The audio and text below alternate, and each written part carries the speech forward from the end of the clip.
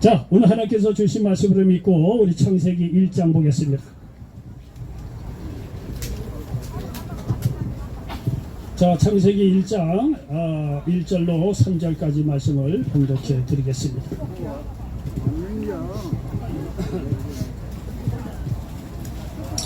자, 창세기 1장 1절로 3절까지 말씀입니다. 태초에 하나님이 천지를 창조하시니라. 땅이 혼돈하고 공허하며 흑암이 깊음 위에 있고 하나님의 영은 수면 위에 운행하시니라. 하나님이 이르시되 빛이 있으라 하시니 빛이 있었고. 아멘. 자, 오늘 본문 말씀이 지난번에 제가 말씀을 전할 때하고 본문이 똑같아요. 그렇죠? 기억을 좀 하실런지 모르겠지만 뭐 기억 못하는 것도 은혜입니다. 다 기억하면 우리가 할 말이 없어요.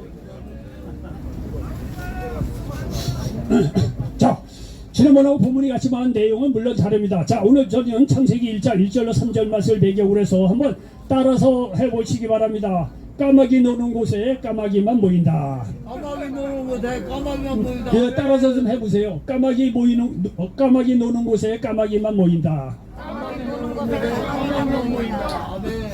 여러분요, 가만히 자연 이게 보면요, 까마귀 노는 곳에 까마귀만 모여요. 거기요, 흰 백로 같이 하지 않습니다. 까마귀는 까마귀만 놀고, 여러분 백로는 백로 지네들끼리 놀아요. 예, 어둠은 어둠끼리 놀고, 빛은 빛끼리 놀게 돼 있어요. 부정적인 사람은 부정적인 사람하고 놀게 돼 있고, 긍정적인 사람은 긍정적인 사람하고 놀게 돼 있어요. 나는 할 수 있다고 생각하는 사람은 그 사람끼리 모이고, 나는 뭐든지 할 수 없다고 생각하는 사람은요, 그런 사람끼리 모여요. 다 끼리끼리 모인다는 얘기예요. 여러분요, 어둠이 짙은데 거기 빛이 어떻게 들어갑니까? 다들 안 된다고 하는데 거기서 나는 할 수 있다고 누가 자신 있게 얘기할 수 있겠느냐는 거예요. 그건 힘들어요. 여러분, 나는 할 수 없다고 생각하는 사람은 그런 사람끼리 모여요. 그런 사람 속에 들어가서 말이죠, 나는 할 수 있다고 얘기하잖아요. 욕먹어요. 상황이 이런데 니 혼자 어디 잘난 척 하느냐고. 여러분 다 나름대로 끼리끼리 모인다는 사실을 기억하시기 바랍니다. 여러분, 어둠은 어둠 속에 있는 사람끼리만 모여요. 빛이 있는 사람은요, 빛이 있는 사람끼리만 모이는 거예요. 다 이렇게 끼리끼리 모이는 것이 오늘날의 우리들의 모습입니다. 그런데 여러분, 이렇게 끼리끼리 모이는 것이 인지상정 어떤 상식인데, 여러분 잘 들어보시기 바랍니다. 이런 상식을 깨는 역사가 있다는 거예요. 어둠이 짙은데도 불구하고 거치 빛이 임하는 수가 있다는 거예요. 나는 할 수 없는 그런 실각 같은 그런 절망 속에서도 가능성을 발견할 수 있는 그런 경우가 있다는 사실을 기억하시길 바랍니다. 오늘 여기 하나님께서 하시는 말씀이 뭡니까? 여기 태초에 하나님이 천지를 창조하시니라. 창세기 1장 1절로 3절에 보니까 땅이 혼돈하고 공허하며 흑암이 깊음 위에 있고 하나님의 영은 수면 위에 운행하시니라. 하나님이 이르시되 빛이 있으라 하시니 빛이 있었고 말씀하고 있습니다. 여러분 보시오. 어둠은 어둠끼리 모이는데 이런 짙은 어둠 속에서 여러분요, 빛이 임하는 수가 있다는 거예요. 예상을 깨고. 그거는 뭐냐? 하나님의 말씀이 임할 때 그런 놀라운 역사가 임할 수 있다는 사실을 믿으시기를 바랍니다. 여기 보십시오. 하나님께 창세전에 보니까 온 천지 만물이 다 흑암인데 거기에서 빛을 발견할 수 있는 가능성이 1도 없는 그런 절체절명의 어둠이에요. 그런 어둠 속에서 여러분들 빛이 임하는 수가 있는데 그런 가능성을 하나님께서 말씀하시면 이런 가능성이 이루어진다는 사실을 믿으시기를 바랍니다. 여러분 보십시오. 어둠인데도 불구하고 거기에 빛이 임할 수 있는 그런 놀라운 가능성이 하나님께서 말씀하시면 이루어지는 것을 볼 수가 있습니다. 여러분 보십시오. 하나님께서 말씀하시니까 빛이 임하는 것을 보십시오. 여기 이사야서 60장 1절로 3절에 하나님께서 또 우리에게 이렇게 말씀하시는 것을 볼 수가 있습니다. 여기 이사야서 60장 1절로 3절에 보니까 이렇게 기록이 되어 있습니다. 일어나라, 빛을 발하라. 이는 내 빛이 이르렀고 여호와의 영광이 내 위에 임하였음이니라. 보라, 어둠이 땅을 덮을 것이요 캄캄함이 만민을 가리려니와 오직 여호와께서 내 위에 임하실 것이며 그의 영광이 내 위에 나타나리니 나라들은 내 빛으로 왕들은 비치는 내 광명으로 나오리라 말씀하고 있습니다. 여러분 보십시오. 어두워서 다 절망적인 그런 상황이 되는 불구하고 하나님께서 그 속에서 일어나 빛을 발하라고 말씀하고 있는데 왜? 빛이 우리에게 이미 임하였다고 성경은 이사야서 60장 1절로 3절에서 말씀하고 있습니다. 여기 에베소서 5장 8절에 보니까 너희가 전에는 어두움이더니 이제는 주 안에서 비치라 빛의 자녀들처럼 행하라 말씀하고 있습니다. 여러분 다 어둠에서 할 수 없고 가능성이 제로라고 그러한 상황 속에서도 하나님께서 말씀하시네 그 빛 속에서 그 어둠 속에서도 이렇게 빛이 임한다는 사실을 기억하시기 바랍니다. 하나님께서 말씀하시네 어둠 속에 빛이 임할 수 없는 그런 상황 속에서도 여러분 빛이 임한다는 사실을 기억하시길 바랍니다. 여러분 하나님께서 함께 하시면 어둠 속에서도 빛이 임하는 경우가 있습니다. 여러분 잘 들어보십시오. 다들 안 된다고 할 때 되는 경우가 있다는 거예요. 죽었으니 모든 것이 끝났다고 다들 말할 때 살아나는 경우가 있다는 것입니다. 다들 소망이 없다고 할 때 소망이 생겨나는 경우가 있다는 것입니다. 쓰레기로 가득 찬 인생이지만 그 쓰레기가 깨끗하게 되는 경우가 있다는 사실을 믿으시기를 바랍니다. 자, 여기 앉아있는 분들은 제 말을 잘 주의하시고 뭐 타락하시는 분을 퍼뜩 타갖고 앉으시기 바랍니다. 자, 보십시오. 다 끼리끼리 모이는데 어둠과 절망 속에서도 다른 사람들이 다 어둠과 절망 속에 있을 때는 가능성이 1도 없다고 하는 그런 상황 속에서도 하나님께서 함께 하시면 그 어둠 속에서도 빛이 있고 가능성이 있다는 사실을 믿으시길 바랍니다. 자, 첫 번째 말씀 드리고 싶은 것은 뭐냐면요, 다들 안 된다고 할 때 되는 경우가 있다는 거예요. 주위 사람들은요, 다 이 상황에서는 안 돼, 불가능해, 우리가 할 수 있는 것이 아무것도 없어, 이런 상황, 이런 어둠 속에 있다고 하더라도 거기에서 하나님께서 말씀하시되 가능성을 발견하는 경우가 있다는 사실을 믿으시기를 바랍니다. 여러분 보십시오. 옷도 3개나 되냐? 포도약이었죠. 자, 여기 한번 보십시오.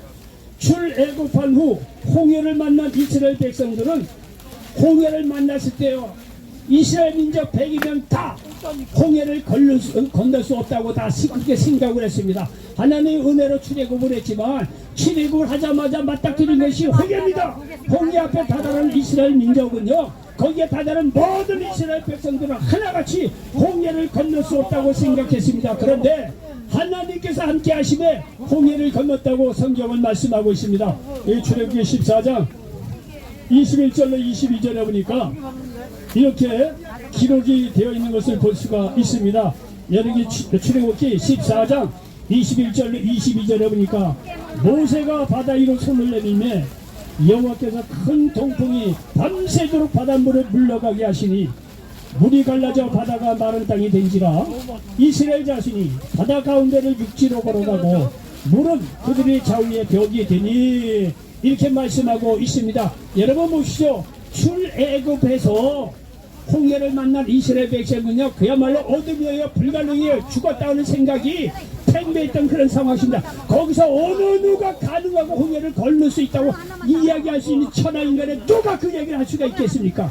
여러분 그 속에서도 하나님께서 말씀하심에 이렇게 홍해가 갈라졌다는 거예요. 여기 출애굽기 14장 21절로 22절에 보니까 인간인 모세가 한 일은 손을 내민 것밖에 없어요. 쉽게 얘기해서 기도한 것밖에 없다는 거예요. 그런데 하나님의 하신 일은 동풍을 불게 해서 바닷물을 물러가게 하셨다고 말씀하고 있습니다.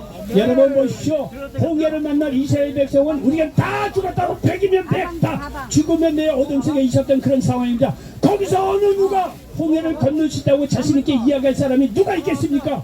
다 죽음이라고 하는 그런 상황 속에서도 하나님께서 함께 하시네. 모세 인간이 말이야, 인간 모세가 손을 들어서 기도했더니 하나님께서 동풍을 발에 불게 해서 바닷가를 물을 마르게 했다고 말씀하고 있습니다. 여러분 보시오. 인간은 손을 든 것밖에 없어요. 기도한 것밖에 없어요. 그랬더니 하나님께서 바람을 불게 해서 홍해 바다를 마르게 했다는 사실을 믿으시기를 바랍니다. 보십시오. 다들 안 된다고 할 때도 되는 경우가 있다는 거예요. 이스라엘이 출애굽 후 가나안 남부에 도착을 합니다. 그저 12명의 정통꾼을 하나님께서 미리 보내게 하십니다. 야, 여기 약속했던 가나안을 줄 것인데 이제 전쟁하기 전에 12명의 정탐꾼을 가나안 지역에 보내라. 하나님께서 말씀하시면 각 지파에 한 사람씩 뽑아서 12명을 보냅니다. 자, 12명의 정탐꾼들이 이 가나안 땅을 다 정탐하고 나서 와서 보고하기를 백성들 앞에서 보고합니다. 그 중에 10명이 보고를 하기를 뭐라고 보고를 하느냐면은 우리가 가서 보니까 자, 여기 자 주목해서 보세요. 자, 주목.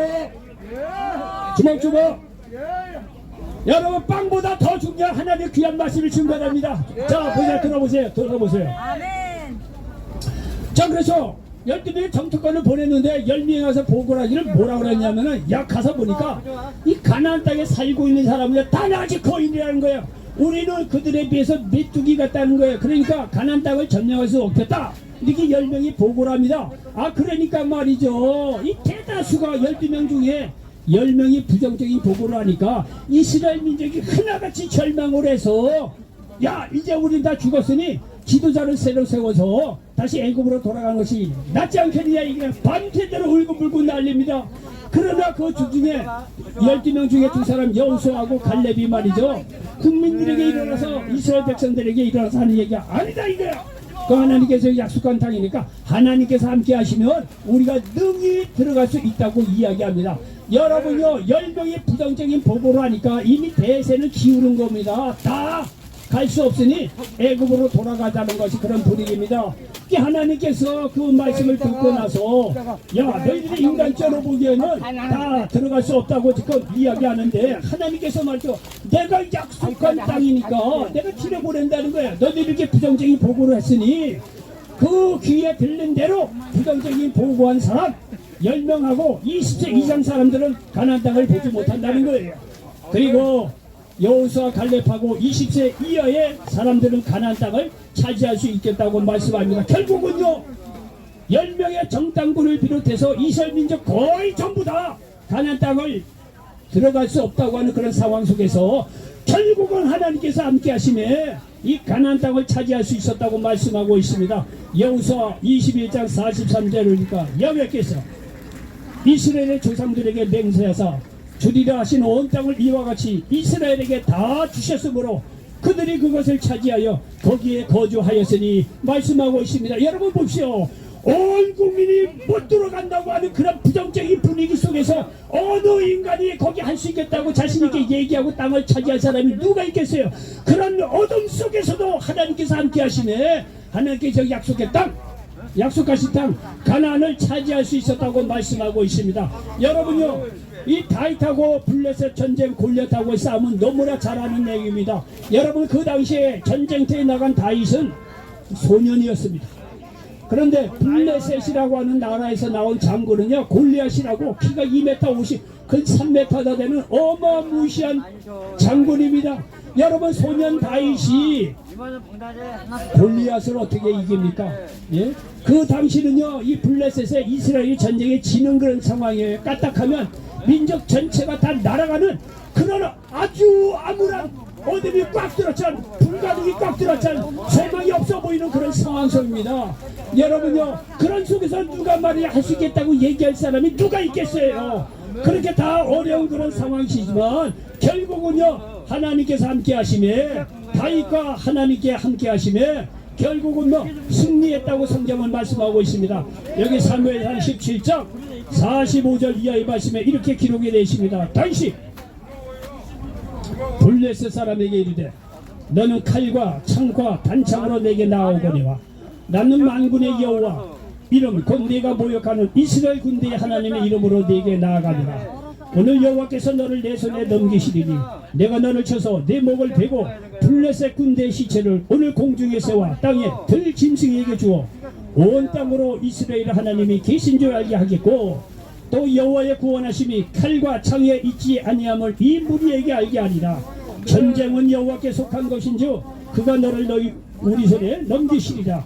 블레셋 사람이 일어나 다윗에게로 마주 가까이 올 때에 다윗이 블레셋 사람을 향하여 빨리 달리며 손을 주머니에 넣어 돌을 가지고 물매로 던져 블레셋 사람의 이마를 치매 돌이 그의 이마에 박히니 땅에 엎드러지니라. 다윗이 이같이 물매와 돌로 블레셋 사람을 이기고 그를 쳐 죽였으나 자기 손에는 칼이 없었더라 말씀하고 있습니다. 여러분 보십시오. 골리앗하고 다윗은요 이미 게임 끝난 거예요. 그건 100이면 100, 다윗이 지는 게임이에요. 다 절망이에요. 다 어둠이에요. 거기 빛이 들어올 수도 없고 가능성 들어올 수 없는 그런 곳이에요. 말씀드렸죠. 어둠은 어둠끼리 모이고 부정적인 사람은 부정적인 사람이 모이고 안 된다는 사람은 안 된 사람이 모이는 거예요. 지금 다윗하고 골리앗 싸우면 100% 100 다윗이 지는 게임입니다. 여러분 그런 속에서도요 예상을 깨고 우리 사람들의 사고방식을 깨는 일이 일어났는데 다윗이 골리앗을 쳐 죽였다는 게 왜? 하나님께서 함께 하시기 때문에 그렇다는 거예요. 하나님께서 함께 하시면 여러분 이러한 일들이 벌어진다는 거예요. 다들 안 된다고 할 때 되는 경우가 있다는 거예요. 하나님께서 함께 하시면은요. 여러분 기억하시기 바랍니다. 여러분 풍랑을 만나서 다 죽게 되었다고 할 때 아니다 우리는 살 수 있다고 외친 사도 바울을 보십시오. 사도행전 27장 사도 바울이 죄인 아닌 죄인의 모습으로 로마로 압송되어 가기 때문에 지중해 바다를 지나갑니다. 근데 거기서 지중해 바다를 배 타고 지나가다 보니까 태풍을 만났어요. 일주일 넘게 여러분요 망망대해 이 태풍을 만나서 다 죽게 되었어요. 여러분 그 당시에는요 이 성경 읽어보면 다 죽는 것이 정상이에요. 거기서 살아난다 그런 거 없어요. 그 다 죽는 거예요. 여러분 태풍을 만나서 바닷가에서 일주일이 넘고 10일이나 헤매고 있는데 무슨 가능성이 있어요. 거기는요 얻으면 얻은 길이 모이는 거예요. 죽으면 죽은 길이 모이는 거고 그런 상황 속에서는요 100이면 100 다 죽는 거지. 정상적인 사고방식이에요. 여러분 그런 속에서도 하나님께서 함께 하시면 어떻다? 된다는 거예요. 사도 바울이 기도하고 나서 하는 이야기를 들어보십시오.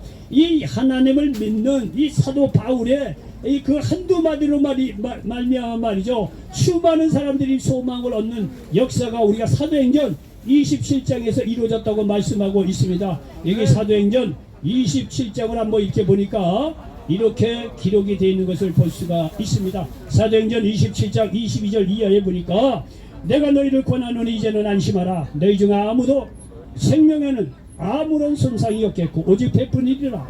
내가 속한 바 곧 내가 섬기는 하나님의 사자가 어젯밤에 내 곁에 서서 말하되 바울아 두려워하지 말라. 네가 가이사 앞에 서야 하겠고 또 하나님께서 너와 함께 항해하는 자를 다 내게 주셨다 하였으니 그러므로 여러분이 안심하라. 나는 내게 말씀하신 그대로 되리라고 하나님을 믿노라. 그런즉 우리가 반드시 한 섬에 걸리리라 하더라 말씀하고 있습니다. 여러분 보십시오. 다 안 된다고 다 죽는 거지. 지금 그 당시의 분위기입니다. 근데 그런 속에서도 아니라 우리가 살 수 있다고 외치는 한 사람 하나님께서 함께하신 사도 바울의 이 기도 응답으로 말미암아 276명인가 그 300명 되는 사람이 한 섬에 걸려서 말이죠 구원되는 거 보십시오. 여러분 보십시오. 세상 원리는 다 끼리끼리 모이는 거예요. 안 되는 사람끼리 안 되는 사람끼리 모여서 이건 우리는 죽어야 돼. 불가능이야. 할 수가 없어. 다 그런 상황 속에 있는 게 인지상정이에요. 그러나 그런 속에서도 하나님께서 말씀해서는 어떻다? 안 되는 상황 속에서 되는 수가 있다는 거예요.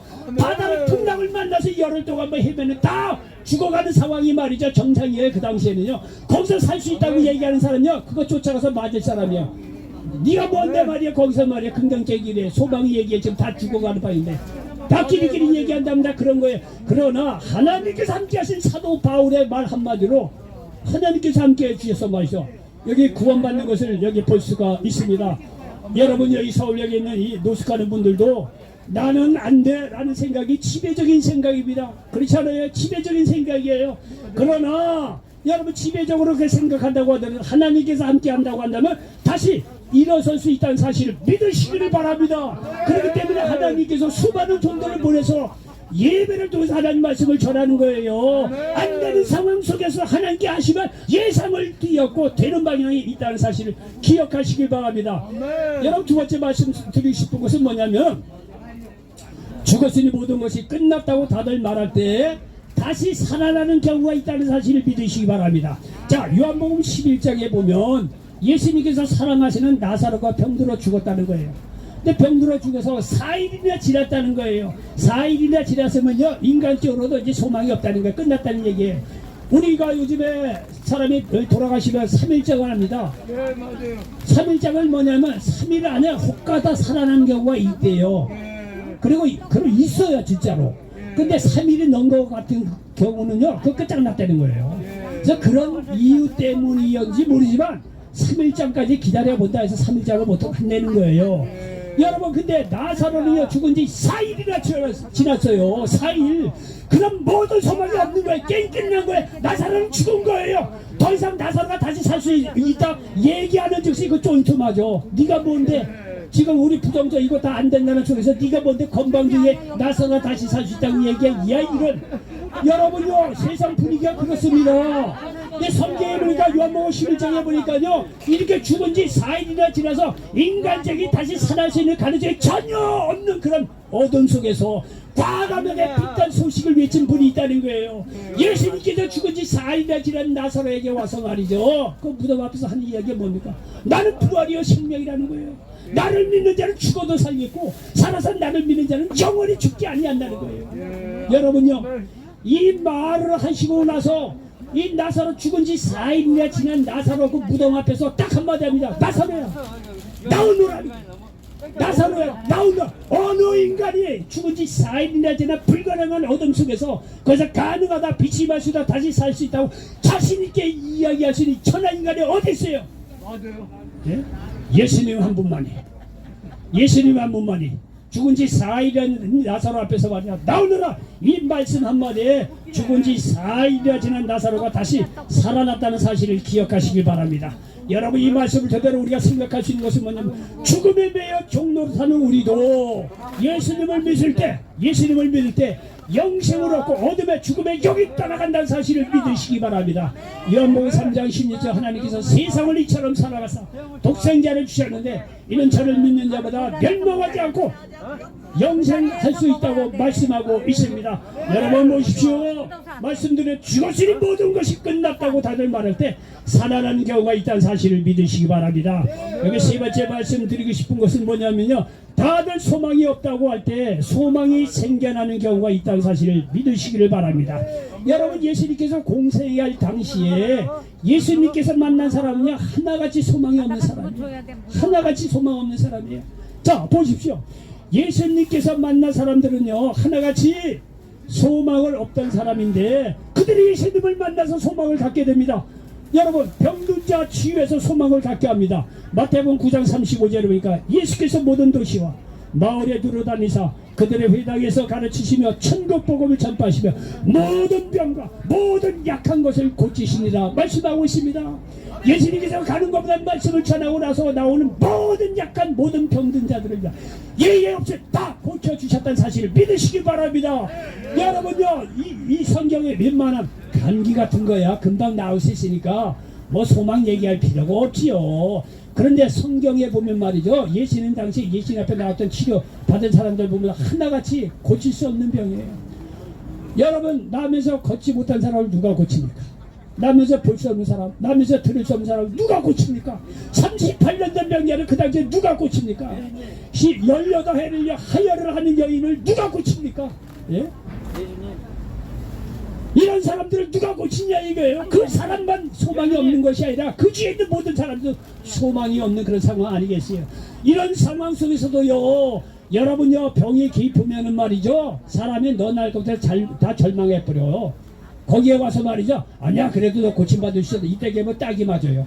야 안 되는데 네가 뭔데 와서 말이야 고칠 수 있다고 그러냐. 그거요 인간이 그렇게 할 수도 없는 거예요. 다 안 된다는 분수에 있으면 다 뒤지고 듯이 있을 밖에 없어요. 아 이거 죽을 날만 기다리는 거예요. 이게 뭐 인지상정입니다. 예, 맞아요. 여러분 그런 속에서도 예수님의 말씀 한마디면요 어떤 병도 나올 수 있다는 사실을 믿으시기 바랍니다. 세상 논리는 어둠과 어둠끼리 끼리끼리 모여요. 예, 빛은 빛대로 모이고 어둠에 빛이 임하는 경우가 없어요. 세상 논리는요. 그러나 믿음 안에서는 아무리 어둠이 있다고 하더라도 빛이 찾아오는 경우가 있다는 사실을 믿으시길 바랍니다. 다 병으로 절망적인 상황 속에서도 예수님을 만나면 어떤 병도 치료받고 소망을 얻을 수 있다는 사실을 믿으시기 바랍니다. 여러분 목마른 자에게 영원히 목마르지 않는 생수를 주어 소망을 주신다는 사실을 믿으시기 바랍니다. 사마리아 수가성 여인 6번째 남편하고 산다 그랬어요. 내 남편이 불러오라. 예수님께서 사마리아 수가성에서 만난 여인에게 묻습니다. 그러니까 그 여인이 하는 말이 나는 남편이 없습니다. 예수님께서 내 말이 옳다. 너 5번 남편하고 이혼하고 6번째 남편하고 지금 대충 사는 거 아니에요? 그렇다는 거예요. 그러면서 예수님께서 하시는 말씀이 뭡니까? 그 여인의 문제도 가르쳐주고 해결책도 가르쳐줍니다. 요한복음 4장 13절로 14절에 보니까 예수께서 대답하여 이르시되 이 물을 마시는 자마다 다시 목마르려니와 내가 주는 물을 마시는 자는 영원히 목마르지 아니하리니 내가 주는 물은 그 속에서 영생하도록 솟아나는 샘물이 되리라 말씀하고 있습니다.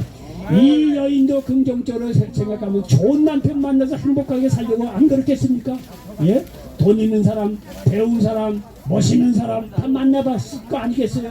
그래도 그런 사람 만나도 마음속에 기쁜 진정한 기쁨을 맛보지 못한다는 거 딱 가르친 거예요. 오늘날 우리들 얘기하는 거예요.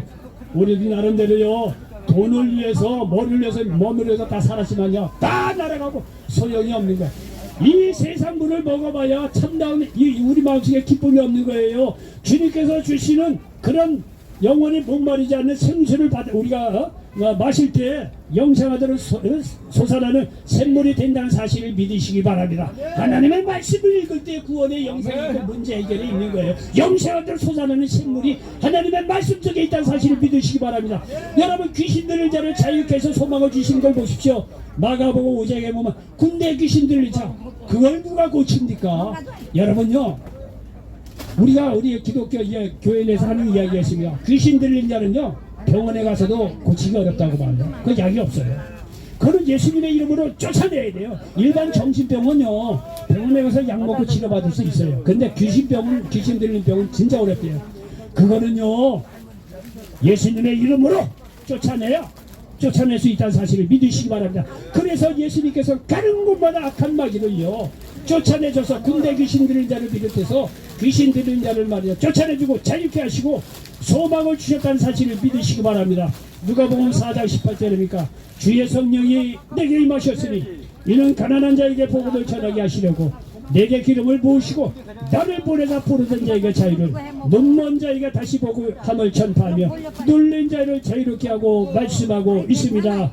여러분, 많은 사람들이요, 허구한다 생각하는 것이 뭐냐면, 야, 무엇을 먹을까, 무엇을 마실까, 무엇을 입을까, 하나같이 그런 생각을 합니다. 뭐 저도 그렇고 여러분도 마찬가지예요. 근데 예수님께서 어느 날 제자들의 낌새를 보니까 제자들이요, 자기하고 쫓아다니면서 무엇을 먹을까, 입을까, 마실까를 근심 걱정하는 걸 본 거예요. 그러니까 예수님께서 제자들을 나누고 하는 이야기가 있어요. 마태복음 6장에 너희들 가만보니 무엇을 먹을까, 무엇을 입을까, 무엇을 마실까 지금 근심 걱정하는구나.